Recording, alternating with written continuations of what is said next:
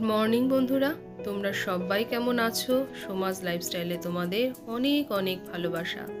আশা করি আমরা সবাই শারীরিক দিক থেকে সুস্থ থাকলেও মন মানসিকতার দিক থেকে কিন্তু আমরা কেউই ভালো নেই।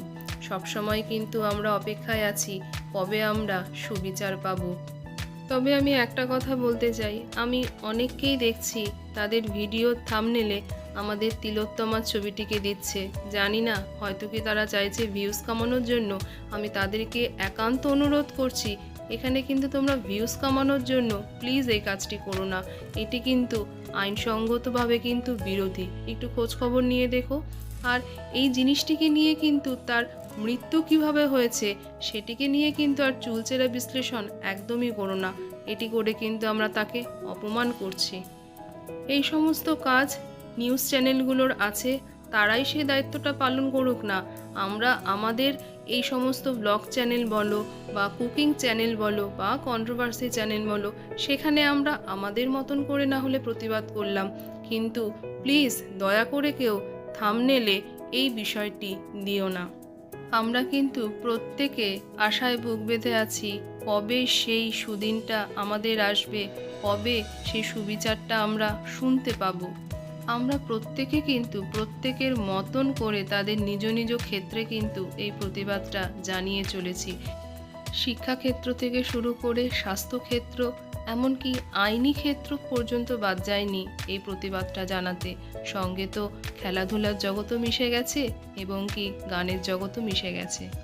এবং প্রত্যেকটা ক্ষেত্রে কিন্তু প্রতিবাদের সেই একটাই উদ্দেশ্য, বা বলতে পারি আমরা লক্ষ্য, উপযুক্ত আমরা কিন্তু বিচারটা চাই। রবিবার দিন খেলার জগতে যে আলোড়নটা সৃষ্টি হয়েছিল, তাতে কিন্তু আমরা প্রত্যেকে চিরটা কাল মনে রেখে দেব যে এখানে কিন্তু কোনো আলাদা দল বা আলাদা কোনো সংস্থা তারা কিন্তু একা নিজস্বভাবে কার্যকরী নয়।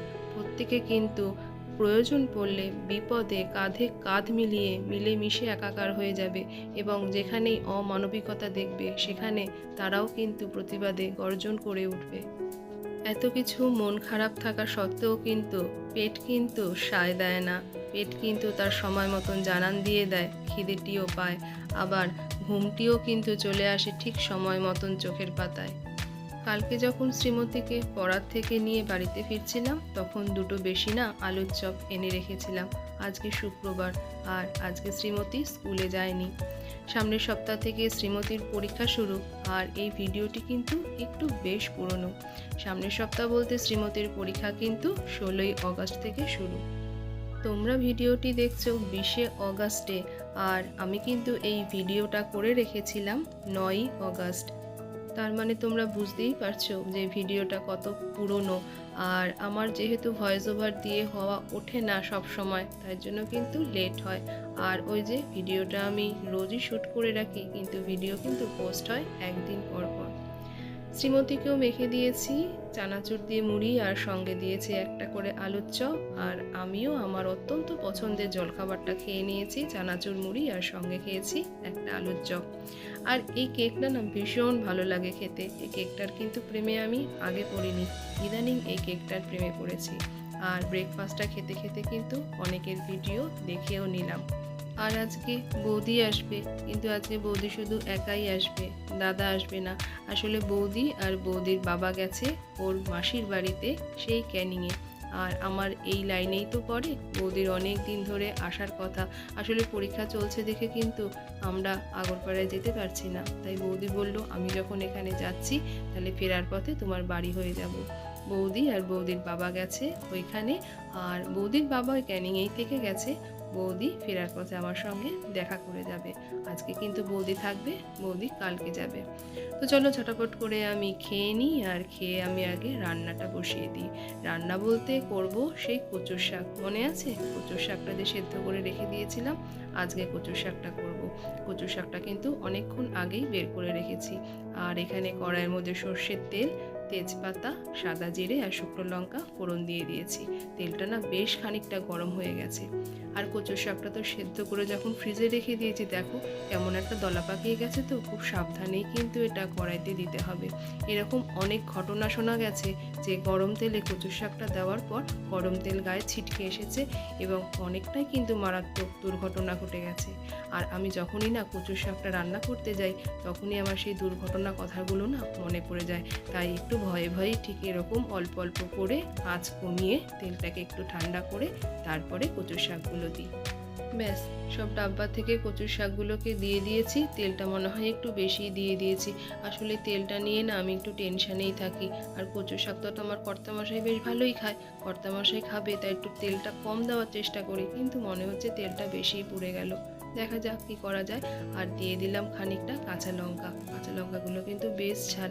কাঁচা লঙ্কাগুলো সব কটা আর ঘেটে দেবো না, ওই 2-1টা ঘেটে দেবো। শুকনো লঙ্কা ফোড়ন তো দিয়েছি, একটু ঝাল ঝাল হবে। আর আমি কিন্তু একবারে হলুদ আর মিষ্টি দিয়ে দিয়েছি। কচু শাক একটু মিষ্টি মিষ্টি বেশি ভালো লাগে, নিরামিষ তো। আর নুনটা এখন দেবো না, নুনটা দিয়ে তো কচু শাকটা সেদ্ধ করেছি, পরে একবারে টেস্ট করে দেবো। আর মা নিয়ে এসছে খানিকক্ষণ আগে এই চিংড়ি মাছ, আর এখানে রয়েছে রুই মাছের মাথা, আর রয়েছে কয়েকটা রুই মাছের পিস। তবে এই কটা মাছ তো আমাদের বাড়িতে আসে না, মনে হয় খোঁজ নিয়ে দেখলে দেখা যাবে নিচে মনে হয় মা বেশিরভাগ মাছটা রেখেছে আর উপরে কয়েক পিস পাঠিয়েছে। আর এদিকে কিন্তু আমার কচুর শাকটা প্রায় হয়ে এসেছে। আর এখনও আমি চেখে দেখিনি যে আর নুন মিষ্টি আর কিছু লাগবে কি না। এখন আমি এখানে দিয়ে দেবো খানিকটা নারকেল কোড়া। আর এই মাছগুলো থাক, এই মাছগুলো আমি পরে ধোবো। আর নারকেলটাও তো পুড়িয়ে এসে ডিপ ফ্রিজে রেখে দিয়েছিলাম, এটাকেও নামিয়েছি বেশ কিছুক্ষণ হলো। তবে এটা দিয়ে কিন্তু এখন বরফটা একদমই ছেড়ে গেছে। এবারে যতটা প্রয়োজন ততটাই আমি দেবো কচুর শাকে, বাদবাকিটা আবার ডিপ ফ্রিজে রেখে দেবো।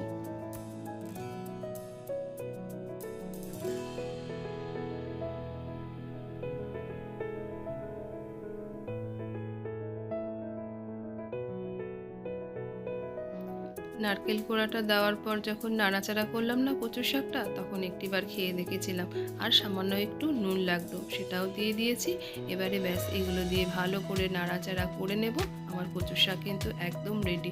চলো, এই যে এখন কচুর শাক হয়ে গেছে। আর এই যে থালাটায় তুলছি, এই থালাটা দেবো আমি নিচে। আর এই যে পাশে প্লেটটা রেখেছি, এই প্লেটটা রাখবো আমি আমার জন্য।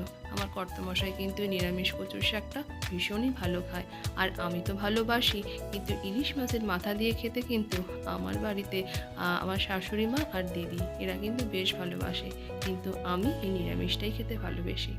তো চলো, এই থালাটা এখন আপাতত রাখি আমি টেবিলে, পরে যখন নিচে নামবো তখন এটা নিয়ে যাব।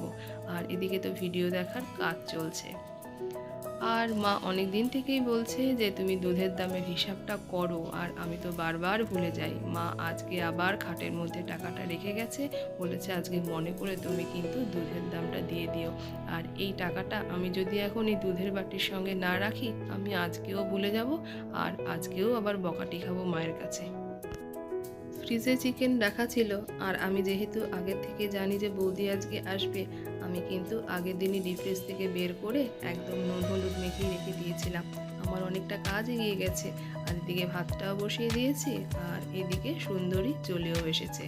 বৌদি এসে বলল যে ও আর কিছু সেরকম খাবে না, একটুখানি যদি, আমি বললাম তুমি কি চা খাবে, বললো হ্যাঁ তুমি যদি চা করো তো আমাকে একটু লেবু চা দিও। আর আমি কিন্তু লেবু চা করতে পারি না, ওকে আমি লিকার চাটা করে দিয়েছি, ও নিজেই ওর স্বাদ মতন লেবু আর বিট লবণ দিয়ে নিয়ে নিয়েছে। আর আজ চিকেনটা না একদম কষা কষা করার ইচ্ছা আছে। তবে জানো তো, চিকেন কষায় আলু দিলে কিন্তু ভালো লাগে না, কিন্তু আমাদের বাড়িতে আলু না দিলে আমাকে মনে হয় পেছন দরজা দিয়ে সবাই বের করে দেবে। তবে এটা আমাদের বাড়ি বলে নয়, অনেক বাড়িতেই কিন্তু কম বেশি শোনা যায় চিকেন মাত্রই কিন্তু আলু, বা যে কোনো রান্না মাত্রই কিন্তু আলু, আলু ছাড়া কোনো রান্না একদমই সম্ভব নয়।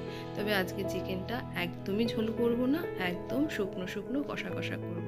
আর এদিকে তো ভাত বসিয়েও দিয়েছি, ভাত কিন্তু আমার হয়েও গেছে। আর এদিকে আমি মাছগুলোকেও ধুয়ে রেখেছি, এগুলোকে ভরে দেব ডিপ ফ্রিজে। আর এই যে কটা মাছ, এই কটাকেও রেখে দেবো ডিপ ফ্রিজে। আর এই যে চিংড়ি মাছ ধুয়ে রেখেছি, এটাকেও ভরে দেবো ডিপ ফ্রিজে। শুধুমাত্র 2 পিস মাছ আমি নুন হলুদ দিয়ে মেখে রেখেছি, আমি আর বৌদি খাবো গরম গরম ভাজা। আর চলো, আমরা খেতেও বসে পড়েছি। আর এখন কিন্তু বাজে দুপুর প্রায় 2টো মতন। আর আমার শ্রীমতী আজকে তো বাড়িতে, আর ওর মিমি হলো জান, ওর মিমি হলো প্রাণ। আর এমনিতেই আমার শ্রীমতী কিন্তু বাড়িতে থাকলে 1:30টার আগে খেতে বসে না। আর যেহেতু মিমিও এসেছে, মিমির সঙ্গে একটু খুনসুটি করতে করতে একটু দেরিও হয়ে গেল।